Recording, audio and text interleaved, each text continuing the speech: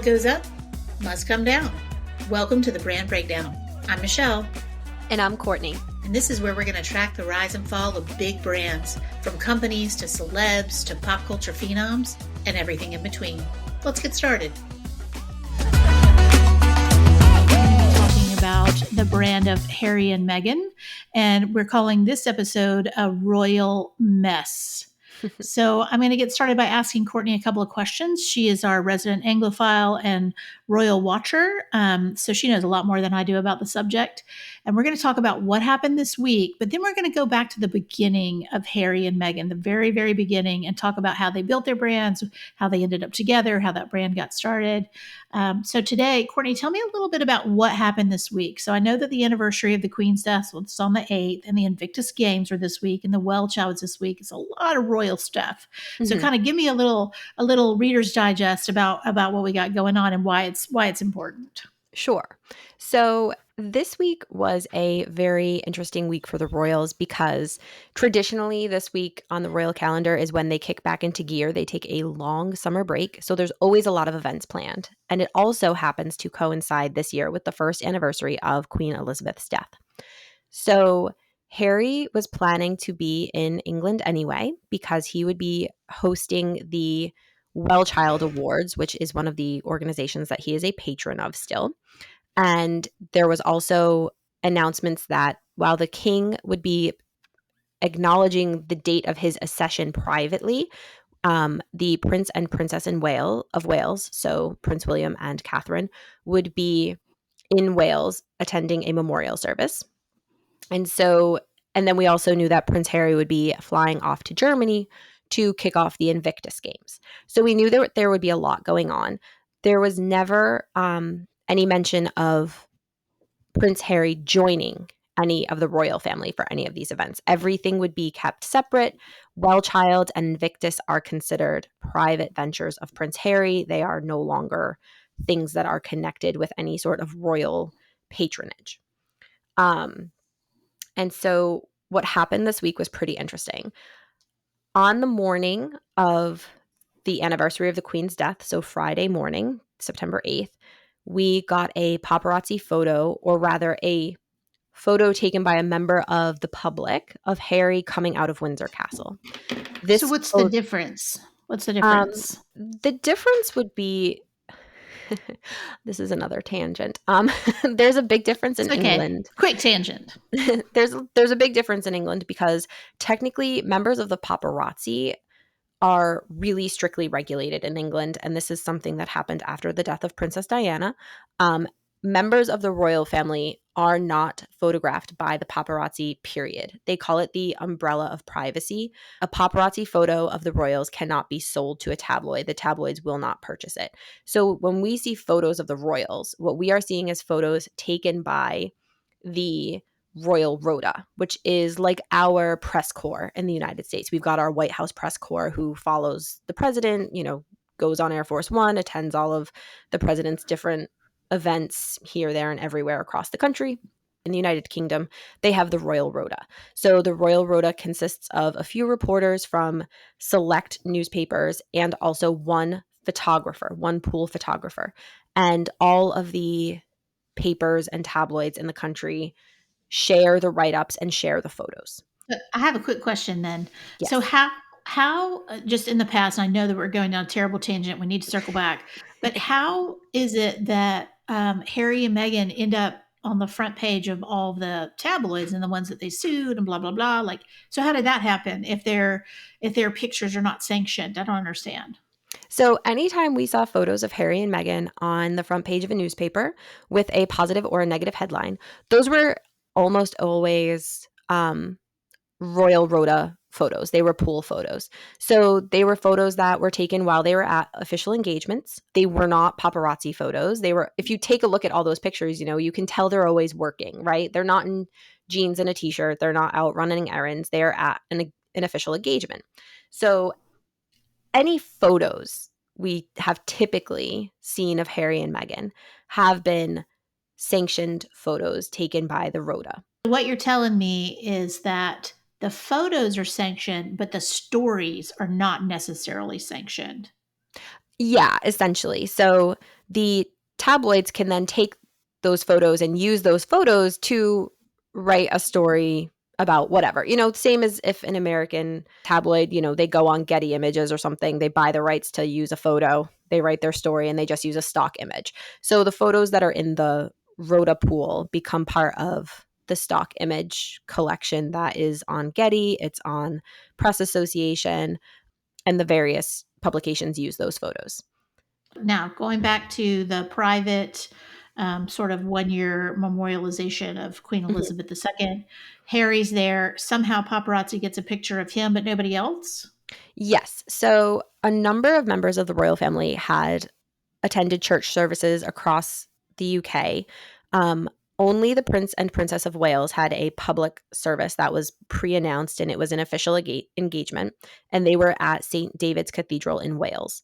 Other members of the royal family, including Prince Andrew and the Duke of Edinburgh, who is Prince Edward, the Queen's youngest son, they attended a private memorial service at Windsor Castle. It's believed that Princesses Beatrice and Eugenie also attended services. And Harry was the only member of the royal family to be photographed. It was said that the photograph was taken by a member of the public who happened to be standing outside St. George's Cathedral at Windsor Castle, which is not necessarily that far-fetched. It was anticipated that some members of the royal family may be attending a church service there that morning. And it was also very widely assumed that the public would gather there in remembrance of the Queen. So it's not strange that a member of the public was there. It's just interesting that no other member of the royal family was caught on camera except for Prince Harry. And it's your opinion that this was deliberate. It seems like it might have been, especially because there was only one photo. There's one photo from one angle, so it was taken by one person. It's not as if 100 people got a shot of him. And there hasn't been a way yet, all the people on Twitter and all of those places, Instagram, where people are really paying attention to the royals, they've been saying, well, where did the photo come from? Who's the member of the public? Nobody seems to have posted it on a personal Twitter account or a personal Instagram account. It seems like this photo was taken and then specifically sent to a member of the press, or specifically sent to one particular news outlet, whoever was the first one to publish it, which I think it might have been the Daily Mail, but I'm not 100% certain. It just seems a little bit odd that there was no other photo taken. So it does seem like it may have been a deliberate photo that was taken perhaps by someone on Harry's team that was then sent to the press to say, hey, look, he was at Windsor Castle this morning as well. The photo was released right around the same time that the official photos of William and Catherine at St. David's in Wales were coming out, and as they were undertaking their official engagement. And then we get this this member of the public photo of Harry walking out of St. George's. So just a little bit interesting and not something that is very odd in the grand scheme of how we've been seeing things play out between the Sussexes, so Harry and Meghan, and the rest of the royal family over the course of the last 3 years. So, okay, so that was the 8th. And then his Mhm. Invictus Games got started this weekend, right? Yes. Okay. So Prince Harry, to his credit, he did an amazing job founding the Invictus Games when he was still a member of the royal family. He spearheaded it. It is, for anybody who is unaware, it's an event that is similar to the Wounded Warrior Games here in the US. And he started the Invictus Games, which is a global competitive sporting event that is for injured military veterans. And they compete in a bunch of different athletic categories: swimming, running, wrestling. It's like a mini Olympics basically. And he has done an incredible job of creating this event, of promoting this event. So like kudos to him for that. Yeah, to his Invictus, credit, it's been really successful. yeah, for sure. And the Invictus Games 2023 kicked off this weekend in Germany. So Harry, as we just mentioned, he was already in England. He hosted the Well Child Awards on Thursday night. He was at Windsor Castle Friday morning. Then he flew off to Germany for the start of the Invictus Games. Where Meghan would be joining him, right? She's been doing something and She was supposed to join him, and at the very last minute, it was reported she would no longer be attending. Oh, really? Yeah. I don't feel like I read that. I mean, I keep up pretty well, and I don't remember seeing that. Was that when did that come out? Like Friday? Yeah, it came out Friday afternoon, I think, that Meghan would no longer be at maybe it was Thursday, but pretty late in the game that Meghan would no longer be attending. She had been anticipated to, I believe she was going to be giving the closing remark, and her name has been replaced on the program of events with somebody else. And some stories started coming out yesterday that she had a lot of, like, her rider. You know how celebrities have their rider of, I need this, this, and that backstage or whatever the case is. Her rider was a little bit ridiculous. And so it was announced at the very last minute that she would be staying home in California rather than attending the event. Hold on, can I explore that for just a second? Sure. So, that would be like when a celebrity says, "I need only Evian water, and I want, 5 people doing manicures at the same Hmm. time," and Yes. that type of stuff. But this is her husband's initiative, so why would Hmm. she have riders beyond what he probably already has in place? My guess would be because she is the wife of the founder of Invictus Games. I don't know that she has any formal role with the organization. However, she was slated to be giving the closing remarks, so she was going to be a part of the ceremony. There is that thought that when Meghan shows up somewhere, there's a lot of press on that event. So, she may have had some requests about her attendance that perhaps might have been reasonable to some extent, and then some of them were deemed ridiculous. If it's true. Unreasonable. Yes. Right, right. So we don't know that. That's just, gossip at Yes. this Yeah. point. Mhm. Okay, all right. So Invictus Games started, but I think that the thing that we're getting to is that something happened with Prince William and or the Prince of Wales and the Princess of Wales. They call her the Princess of Wales, right? Catherine. She's Yes. now the Yeah. Princess of Wales. Okay. Mhm. Over the weekend that kind of usurped Harry's position in the press with Invictus. What happened? Yes. So, um, if we take a look at Friday, we've got William and Catherine having an official event at the church in Wales and Harry showing up and getting a photo walking out of Windsor Castle. Okay, cool. Looks a little suspicious. That's been happening a lot where a royal event takes place and the Sussexes suddenly have they're showing up in a paparazzi photo, or they are, showing up at an event of their own. The royals are very, very careful to ensure that their calendars do not clash. The general idea is that all of the households, which are their offices are called households, all of the households work together so that there's no huge event that's going to overshadow somebody else's huge event. And this takes a lot of coordination. There's a ton of stuff happening on the royal calendar. So that is something that the royals are very mindful of. And in the past, at the start of Invictus, no, there is a possibility that not a single other working royal would have had an event at the start of the Invictus Games while Harry was still a working royal. And even actually for the last few years, it was canceled due to COVID a couple times. Um, but they've been mindful that this is a big event and we don't want to overshadow our own initiatives. However, this weekend also happens to kick off the World Rugby or the Rugby World Cup. So that's a really big event in the royal sphere because the Prince and Princess of Wales are each a patron of one of the rugby countries. Catherine is the patron of the English rugby team. Um, William is the patron of the Welsh rugby team, and Princess Anne, the Princess Royal, who is the Queen's only daughter and William's aunt, is the patron of the Scottish rugby team. So there is a big event happening in the royal world, and then there is Invictus happening. So these two events coinciding would have usually been very carefully navigated. We knew that William and Catherine would be attending. They would be flying over to France to attend the first games for their respective countries. Catherine was photographed yesterday in France watching the English team take on, I think they played Argentina yesterday. And I believe William's team, the Welsh team, is playing today.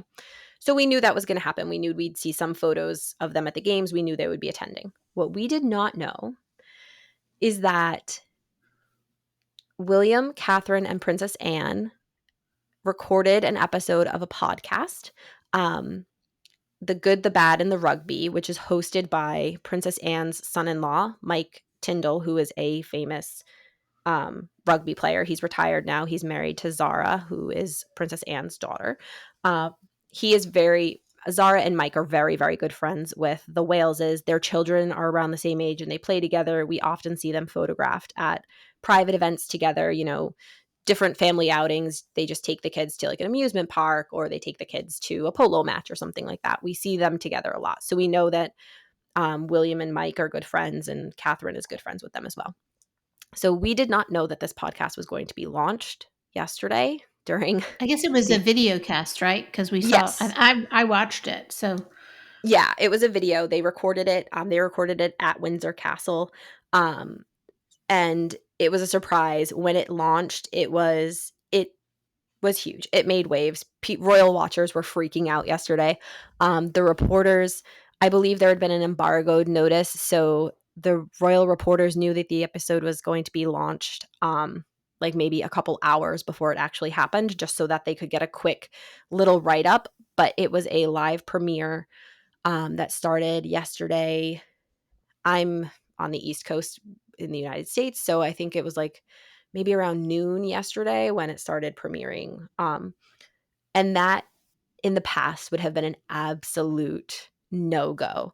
They never would have done something that spotlight stealing, if you will, to another one of the members of the royal family who had a huge event coming up. Invictus used to be considered one of the biggest events on the royal calendar. And so the fact that they dropped that surprise episode on the day that Harry was giving the opening remarks at the Invictus opening ceremonies it was kind of wild in the royal world. And especially because while we have seen the Sussexes do that to the royal family over the last few years, anytime there's a royal event, we get an announcement from the Sussexes, or we get some paparazzi photos, or we get them popping up at a social event or something like that. We have never seen the royals kind of hit back in that way. We've never seen them try to overshadow something that they knew was coming up, because the royals do go by their never complain, never explain. They don't want the drama. So that was quite a statement from my perspective. okay, so I'm going to stop you right there because I think we just want to kind of give sort of a roundup of where we are right now in the royal world with the Hmm. Sussexes and the Waleses. Do you say Waleses? That sounds Yeah. weird, right? Yeah, the Uh, Waleses. the Waleses. Waleses Uh, is. they are clearly not in a good place together. Hmm. So, what we want to talk about now is all right, we see where we are. They're not in a good place. Harry and Meghan, it seems like, are not in a good place. Hmm. Harry's brand is not in a good place. Meghan's brand is not in a good place. So, I want to circle back to the very beginning and talk about Harry and Meghan and kind of their sort of childhood evolution, especially Harry, I think, because he was, we've known Harry his whole entire life, Hmm. and then Meghan, and then kind of keep going from there. Because I think it's very interesting that if you look back, if you're as old as I am, you look back, you remember these kids were best friends, William and Harry, or you thought they were. Hmm. Growing up, they were very close. All of that, and that there appears to be an extreme royal rift now. So let's circle back to the beginning and talk a little bit about Harry as a kid and Diana and all that kind of stuff. So let's circle back there. Okay. So let's go way back to the mid 80s. Prince Harry is born. He That was is my decade. Thank you, by the way. I mean, I was born in the late 80s, 1987 over I know here. I was partying in the 80s. I was not born in the 80s. It was a good time for all, no matter what age. Yeah. So Prince Harry is born, and he is third in line to the throne after his father and his brother. He is the much longed for spare, as it were. In Which for is better, really a terrible name for it, the heir and the spare. Really, I hate that for him. yeah. I mean, they've been using that phrase since like medieval times. And it was, the thing of it is back in the olden days, it was a necessity, right? You had to ensure the line, and to do that, you needed to have an heir and a spare, especially during times where kids didn't necessarily make it to adulthood or there was wars happening all the time. And so it used to be a requirement that the consort needed to produce an heir and a spare. Um, the title has jokingly stayed on. Prince Andrew had to deal with it. Prince Harry had to deal with it. Um, but being the spare comes with an interesting amount of critique and criticisms and pressure that the heir also has to deal with, but in a much different way. Um, so So what do you mean by that? so Prince Harry has always had a bit of a tricky relationship with the UK press, and also, I mean, with the American press as well. He is the younger brother of Prince William. Prince William, I remember growing up, he was like on the cover of Teen Beat and all of those magazines as like the heartthrob of the world. You know, Prince William and Prince Harry have very different personalities as well. And that is something that the press takes notice of. Prince William, just by nature, is a little bit more reserved. He's a little bit more cautious. And Prince Harry has that typical, younger child, wild side. He's been Brash. Yeah, he's a little bit more brash, he's a little bit more outgoing. He's the one who, you would see him and William and Catherine on engagements together because for a while they were a trio. They did a lot of their stuff together. And him and Catherine would be like telling jokes and laughing in the background, and Prince William would be up front, being really serious and just a little bit more reserved. They just naturally have different personalities. But part of what happens in the press in the UK is that William has the position of being the heir to the throne, right? He is the future monarch. And so there is a huge duty of care to protect his reputation. So there are agreements in place that things don't get reported or things get covered up, or the palace is always offered, no matter what, no matter who it is, the palace is always offered the opportunity to comment on something. And so there has been speculation over the years, especially during their teenage years, that if William did something inappropriate or incorrect, the story would be covered up by the folks who worked at the palace handing over a story about Harry instead. Oh, So, no way. I don't think I knew that. yeah. Well, And so maybe I read that in Spare. Yeah, so that's one of the things that Harry claims. We don't know if it's true. We have no way of knowing how true it is. The royal reporters say, no, that's absolutely not true. We report what we know. Um, and Harry's saying, like, no, they threw me under the bus constantly to protect William or to protect my father from any sort of negative press. I'm going to Um, interrupt you just for just a hot second. I want to talk just for a second about when Harry was little before we get into these teenage years, because mhm, I read Spare and I think you did too. And according to Harry, he always had this kind of massive anxiety. And I think obviously associated with his mother's death. And then he went to, I guess he went to Eton, just like mhm, William did. They both went to Eton, right? yeah. Which is a very exclusive boarding school, in England or whatever. And I went to boarding school, so I know what that's like, although mine was girls and not boys. But anyway, and he asserted that at boarding school he had all this kind of anxiety, and that William really wasn't there for him. That they were not close when they were at boarding school. That they kind of had more of a separation than people realized. Have you read that? Do you remember reading that in Spare? Yeah, so I do remember that Harry, a couple times he has indicated that maybe we were fed this version of his childhood that he doesn't necessarily agree with being accurate. And one of those things is that, him and William were very close and that William was always his protector. Um, One of the interesting things about Harry's stance on all of this is how reliable of a narrator is Harry about his own story. In Oh, Spare, he literally says at one point that he doesn't necessarily remember the specific details of an occasion or when it happened or who was there or where it happened, because because his truth is enough to be considered the truth. He says that in Spare, and it's very interesting because he's almost saying, listen, I'm going to tell you a story and you have to believe me that it's true, even though I can't provide any actual details about it. And he says at one point, like, I may get the details wrong, but it's still true. And it's like, no, like Well, that makes so it not true. yeah. So I think Stephen Colbert calls that truthy. So, Yeah. there's a little truthiness to that. I think it was Stephen Colbert that coined that phrase. But I know in Spare that, you know, I was so sad when I read that book, like so sad for him. I lost my dad when I was really young. So I kind of can identify with losing a parent and what you kind of go through and all the issues that come along with it. And then I went to boarding school. So I can identify on so many levels with him. But he seems to at now I guess he must be 40 or 39. He seems to still be in the thick of that.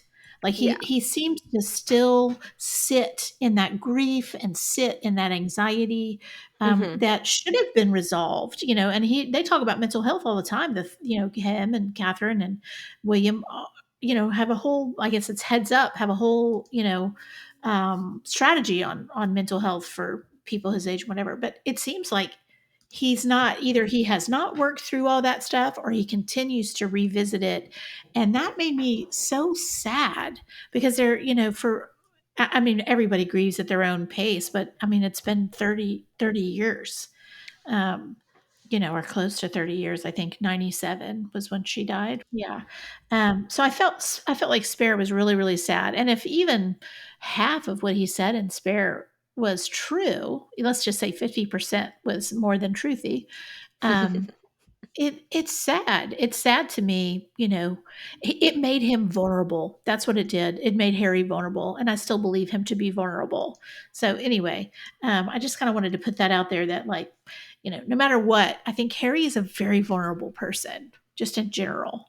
I'm not saying he doesn't take advantage of opportunities and all that, and we'll get into that, but I do think he's a vulnerable person and vulnerable to people who could dominate him. Yes, for sure. I think Okay. one of the things about Harry is he's always had a chip on his shoulder, right? He was born the Spare. He growing up, him and William, I think for the most part, I'm going to back up a little bit. I think that Princess Diana and Prince Charles did do what they could to give those kids as normal of a life as possible.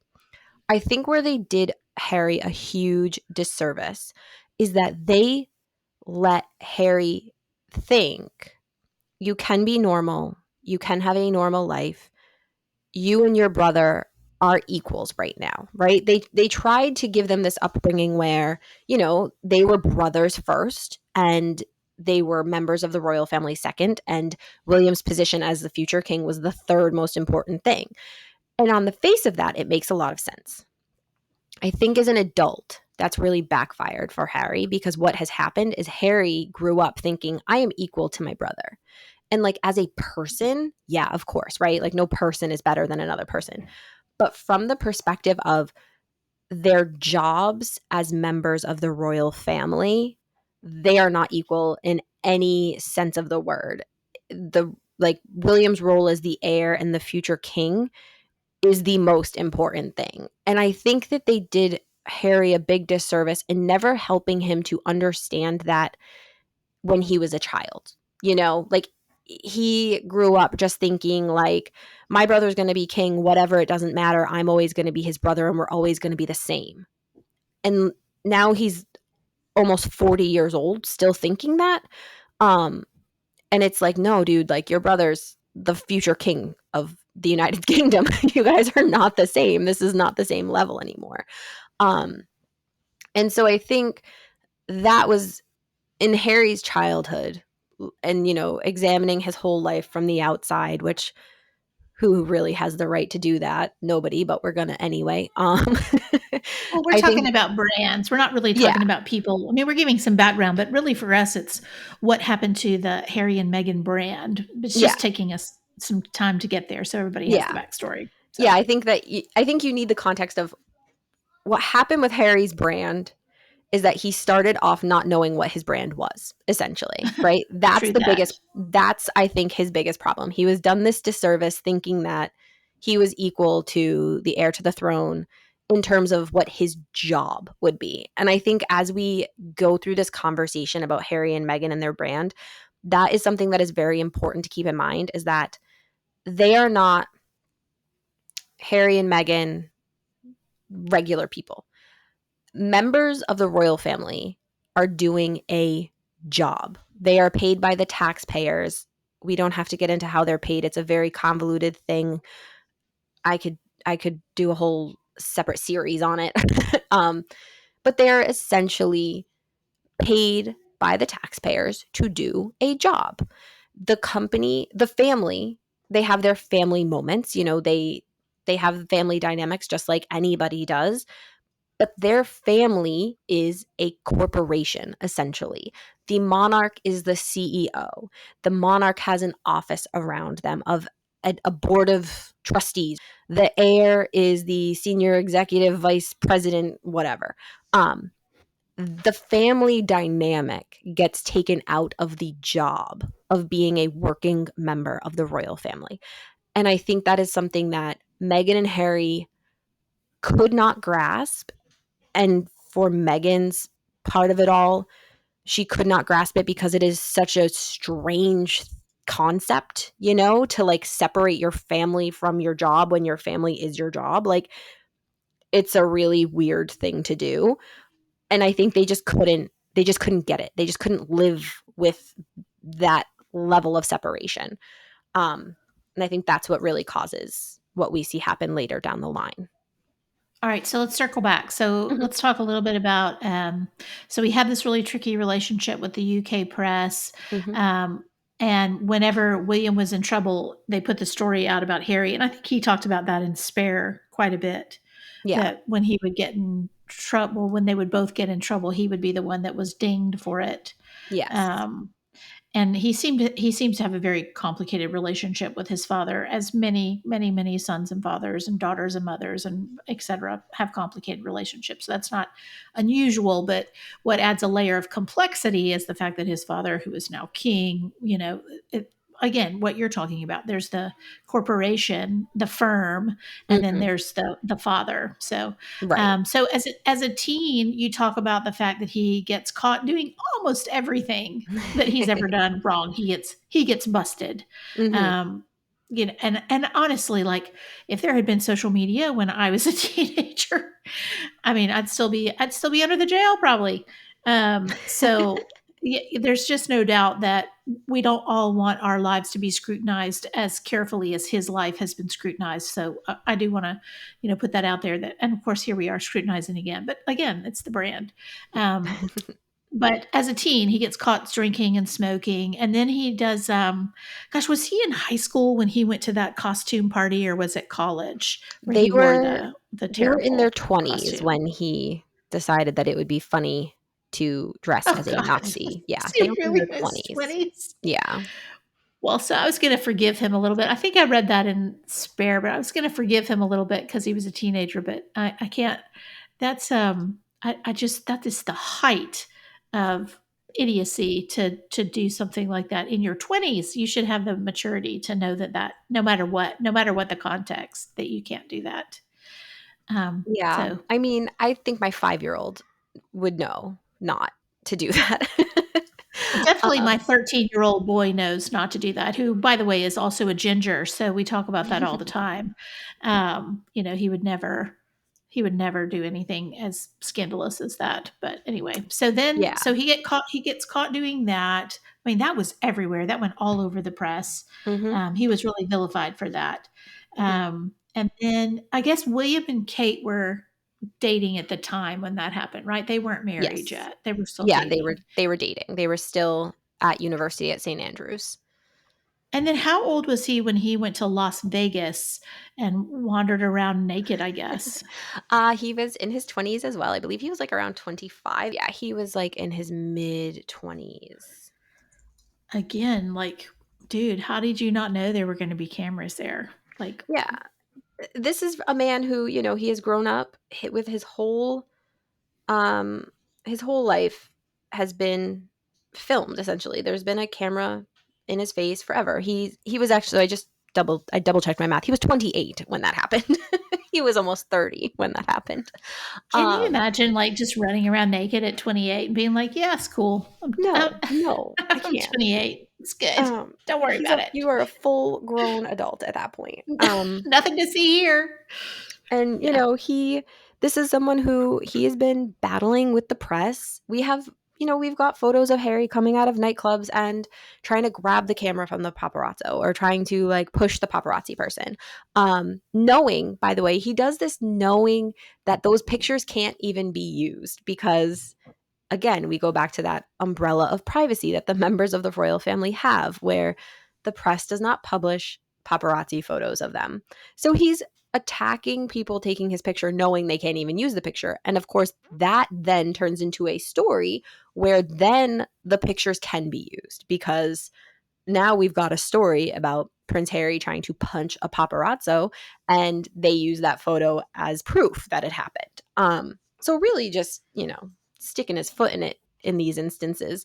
But he is someone who definitely knows that there is a camera on him anywhere he goes. And even if he does not see the camera, he's got to know. It's 2012 at this point. Everybody's got an iPhone. Like he's got to know somebody's going to take a picture and try to sell it. And he was in the United States where our tabloid press and our paparazzos do not follow the umbrella of privacy that he is afforded in the UK. So, And it was Vegas. Come on. yeah, like the whole thing was just ridiculous of him. And the What palace brushed it under the rug for him, like they tried to make it go away and everybody laughs off, oh, ha ha ha, like party prince. He's such a fun loving guy. Let him blow off some steam. This was it was either right before or right after he had come back from Afghanistan. So they kind of, was like, oh, he's just blowing off steam from being in the military this whole time. did Whatever. was he retired by then? By 28? Was he out of the military? Um, he I know retired just after the London Olympics, I believe, or maybe so right around 2012 is when that he would have been retired. 2012. Yeah. Yeah, so right around Um, then. so quick note about his military career. I kind of felt sorry for him, and if everything he wrote in Spares to be believed, because they kept him in a bubble in Iraq, or I guess he was in It was Afghanistan, wasn't Afghanistan. he? Yeah, it was Yeah, he was in Afghanistan. Afghanistan. They kept him in a bubble because there was so much attention focused on the fact that he was in the military and he was in Afghanistan that it actually endangered the lives of multiple militaries from other countries too, Hmm. because people wanted to kill him so much, which that's a terrible burden for him, also a terrible burden for his leaders.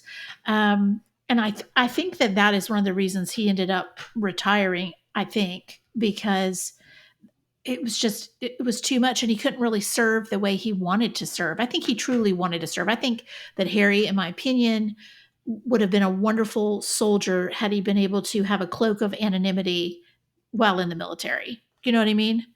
Um, Yeah, I think that Harry's military life is a really interesting point in his brand. The palace really pumped up the hero Harry persona. We were always getting photos of him in his uniform. He started doing a lot of his work with veterans and mental health, which is still carrying on today. That's where Invictus came from. And when he retired from the military, which was in 2015, actually, so a couple years after London Olympics, he retired from the military. And at that time, he retired because he made the decision to become a full time working member of the royal family. William and Harry were granted as grandchildren of the monarch. They were granted a lot of leeway with when they had to become full time royals. Because they weren't next in line. They still had to get through their father's reign. So they started becoming full-time working royals a little bit later in life than we'd previously seen in the prior generation.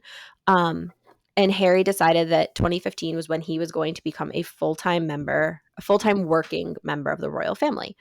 I think this decision was made because, and this is something that the dynamic of the family has been dealing with for a while, there are not a lot of working royals anymore. The queen was getting older. His father was getting older. And it was at a point where it was like, okay, if the queen passes today, who's here to take on this job that we do? The royals collectively during the queen's reign, and during when Prince Philip was alive, the royals collectively undertook about 4,000 engagements per year, with a pretty small number of people doing that work. And a lot of those people are now in their 70s or older. I mean, Prince Charles, or the king, is 70 something years old. He is not a spring chicken.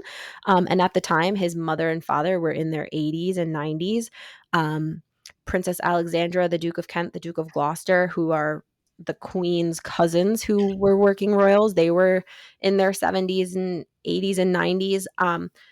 So Prince Harry kind of, at that time, he had to step up because the working population of royals was not they were not able to undertake the quantity of work that had been undertaken in the past. And again, the royal family is a company that answers to the taxpayers, and they are expected to undertake a certain number of obligations on behalf of the United Kingdom and the Commonwealth.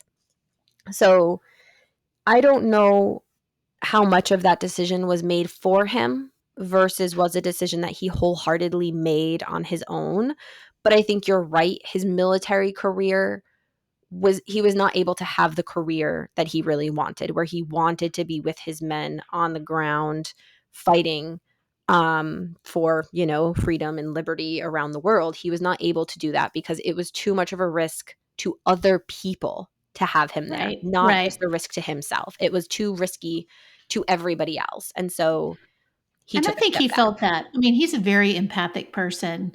Um, so he or empathetic. I think he's an empath. So I think he felt that. I think he knew that. Um, but I bet that it was a bitter pill to swallow when he had to retire and then move into the working royal life.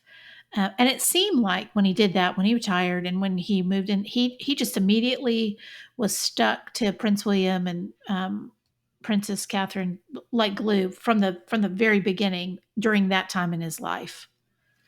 Yeah. So the interesting thing about that is when he retired from the military, and there was talk about, what's he going to do now? Because he's a full-time working royal, but he hasn't been a working royal this whole time. So what's the deal going to be? There was speculation that he would be undertaking a role working with the military in a ceremonial capacity. So essentially preparing for the time when William is king and there's still all of these ceremonial things that happen because the Brits are known for nothing if not their outstanding pomp and circumstance, right? Every single thing they do is just a spectacle. And all of that spectacle involves the military. And so there was this thought that Harry would still be involved with the military in some way. The way and this is going back to something I mentioned earlier about offices and households. Um, when William and Harry were younger, they were under their father's household. At the time, Prince Charles was based out of St. James Palace.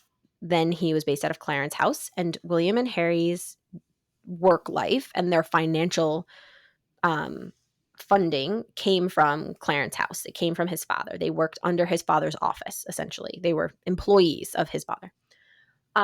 When William and Harry were in their, I think around like their 20s, early 20s, they founded the Royal Foundation of Prince William and Prince Harry. And so they kind of broke off from their father a little bit and they started their own charitable foundation where they would be able to fund projects on their own, separate from Clarence House and also separate from the Prince's Trust, which is the King's charity that he founded in the 70s, which has done incredible, amazing, outstanding work. And that is a whole separate topic. But Google the Prince's Trust and see the amazing things that the king has been doing since the 70s in terms of like charitable giving and different initiatives. Um, and A lot of so, them environmental, right? yes, tons of environmental stuff. I mean, the Yeah. king was at the forefront of believing that climate change was a thing, believing that organic food was important. Going back to farming and agriculture as something that needed to really be protected. He's done a lot of amazing things in that realm. So definitely go Google the Prince's Trust. He's also done a lot of work with young people and helping young people become entrepreneurs and found companies and getting people to be kind of self-sustaining in terms of understanding that, you don't have to just go find a company to work for. You can start your own business if you want, and helping people get the tools to do that. So the king has done a lot of amazing stuff that, probably because it's been over the span of such a long time, isn't really like adequately accounted for in people's memory, because it's a 40-year project. It's not happening all at once, but it's really incredible. And so Harry and William founded the Royal Foundation of Prince William and Prince Harry, and they wanted to do something very similar to what their father had started, and that was wonderful. And so they started working still under Clarence House. Their offices were at Clarence House, but they started getting a little bit more autonomy in what they were able to choose to do and what they could fund themselves. The foundation and their staff were still funded by Clarence House. Their money is still coming from the monarch. Clarence House is still funded by Buckingham Palace. Like, all of this money is coming from somewhere. Prince Charles at the time was also the Duke of Cornwall. The Duchy of Cornwall is a whole other podcast, but essentially They have their own money too, right? so the Duchy of Cornwall is a private source of income for the heir to the throne. And at the time, Prince Charles ran it from, it was like a few $1,000,000 a year to now I think it brings in like $1 billion a year. So Prince Charles was doing very well for himself as the Duke of Cornwall. Actually, when he became king, he inherited the Duchy of Lancaster, which is the private source of income for the monarch. And again, this is all much more complicated than I'm making it sound, but just for the sake of as brief as it could possibly be, the Duchy of Lancaster. And the Duchy of Cornwall brings in more money than the Duchy of Lancaster does. So technically right now, Prince William has far more wealth than his father does as the Prince of Wales versus the king. But anyway, so Prince William and Prince Harry, they found That's this royal another podcast for another time, please. Yeah, that's a whole Yeah. separate thing. Yeah. But Prince William and Prince Harry, they found this royal foundation and they start undertaking their own initiatives and they start funding their own initiatives. And it's really successful. They are carving away and, carving their path forward together. They're focusing a lot on mental health. William is focusing a lot on homelessness. Harry is focusing on veterans issues. They're both focusing on conservation issues. So they're doing this together. They've got their own little pet projects on the side, but they are doing this together. And together, the two of them make a huge impact. This is when Harry starts breaking out of his like party prince persona, and even outside of the hero Harry persona as like, the military veteran. And it's like, okay, this is Prince Harry.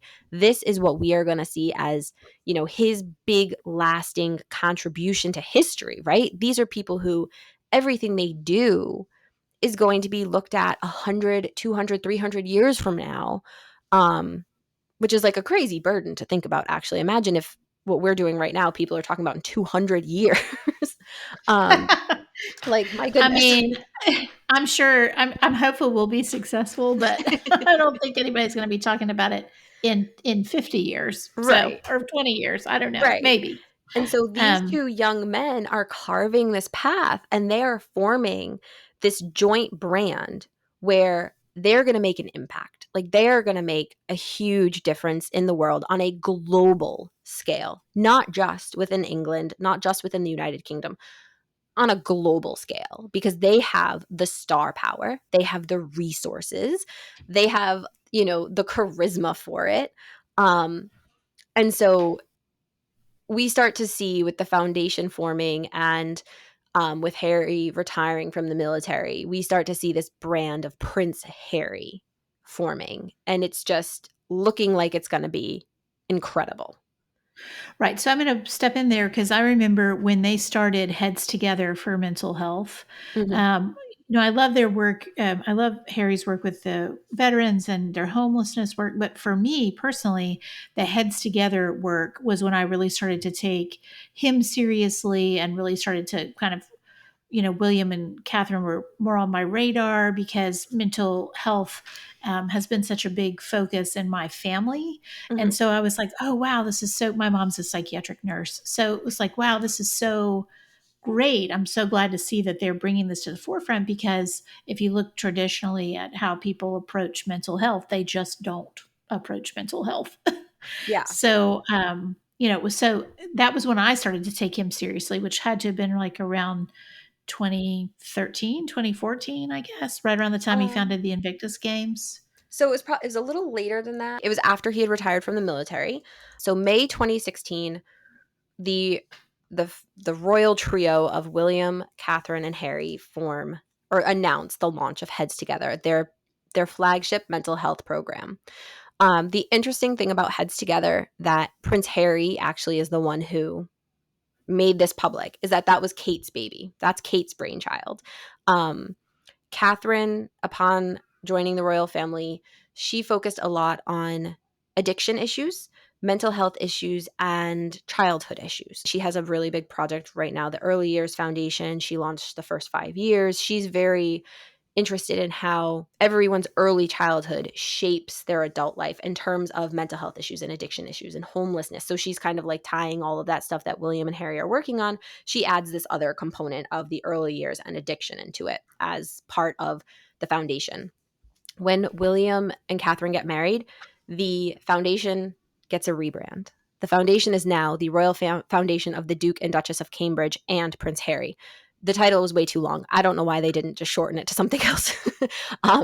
But William's marriage to Catherine creates a shift in the brand of Prince Harry, because it had previously been William and Harry dynamic duo. Then we see Catherine, and Catherine had been on the scene. Her and William got married. They had been together for like 8 years by the time they got married. Harry and Catherine have been very good friends this whole time. He adores her. He has said publicly, that's the sister he never had. The two of them, when they are on royal engagements together, because the three of them were trotted out together a lot as a trio, Catherine and Harry just looked like they were having the best time. Like they just look like it's like that's who I want to hang out with if I'm with them. William looks very serious, looks a little bit uncomfortable, rather formal, and you just see Harry and Kate giggling in the background. And you see this on their engagements, you see this when they're doing balcony photos, you see this when they're at church, like anytime the two of them are together. Harry and Kate are just like giggling up a storm like little kids in the background. It's really, if you go back and look at those pictures, it's really fun to see. Um, and so you see the group, you see the brand has now shifted. It's no longer Harry and his brother, it's Harry and his brother and his brother's wife. And that dynamic goes on for a while. William and Catherine got married in 2011, I think, or 2012. Yes, I And was watching it at 4 a.m. with my daughter. me too. Me too.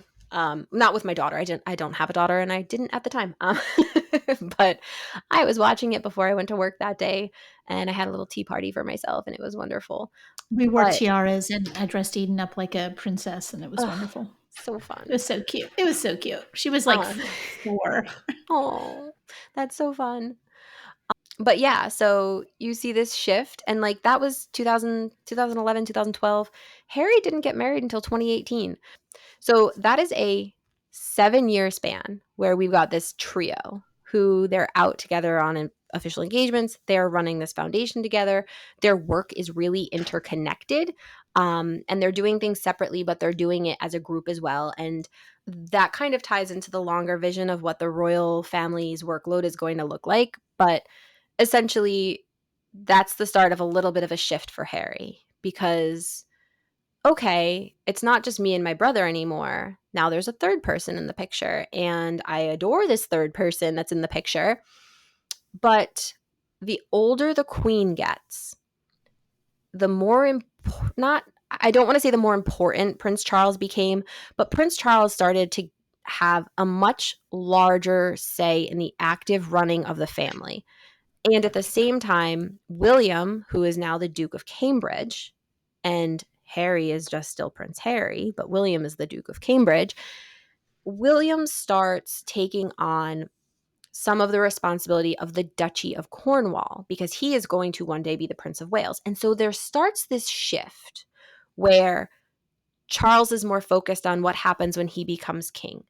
William is more focused on what happens when he becomes Prince of Wales and then later when he becomes king. And Harry is just there. He doesn't have, he's dated, he was dating Chelsea Davy. They were on and off for years and then they finally broke up for good. He was dating Cressida Bonus. She didn't want the royal life. Reportedly, she could not stand his outbursts and mood swings and his like vile hatred of the press / she didn't enjoy the press attention that she was getting as a royal girlfriend. So she breaks up with him. He dated some actresses, some models, some singers, kind of in that very socialite realm of people where he's a prince. He's been socializing with celebrities and socialites his whole life, and that was his dating pool, essentially. And so Harry kind of starts to flounder a little bit. We see some interviews where he talks about how he is, quote, desperate to get married. This is after he had just broken up with Cressida. And he said in one interview he was really ready to settle down and have kids.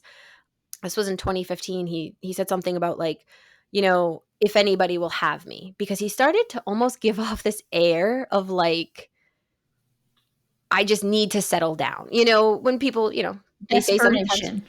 yeah, like people hit a certain age and they're like, I just need to get to that next step of my life. And he's watching, his brother and his wife have now had kids and he's, trying to be the fun uncle and all of that stuff. And he's watching everyone's life kind of move forward and he's feeling like he's stuck, or it appears from the outside like he's not moving forward in the same trajectory.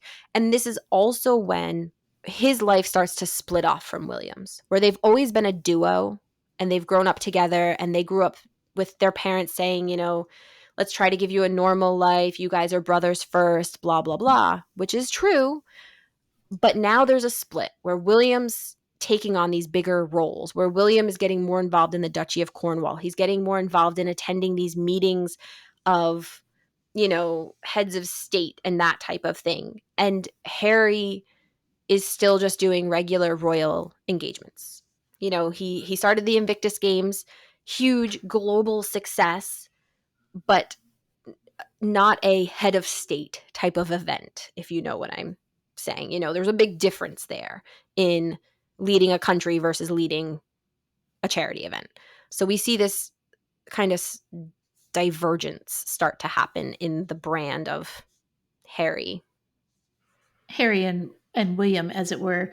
And I Yeah. think he felt marginalized. It seems very much like he felt marginalized. And so instead of figuring out, like, what can I do to be successful in my own right, he decides, okay, I need to find someone to share my life with.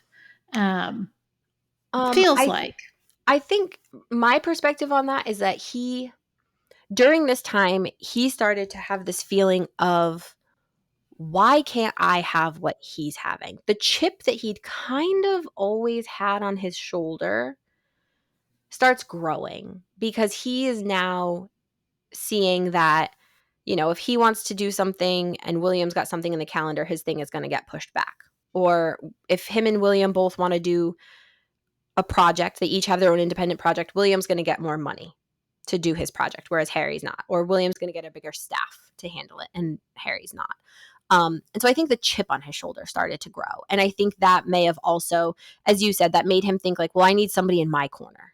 Because now, when William and Harry were younger, their father's budget was split in half. And then William got married to Catherine, and now Catherine gets some of that budget too. So maybe Harry's chunk got a little bit less. And then William has kids, and William's chunk of the money grows a little bit more, and Harry stays the same. And so I think it's easy to start seeing where Harry might have been like, like, what's Where happening? am I in all this? Yeah. Exactly. Like, how Well, do I get my plus, fair share?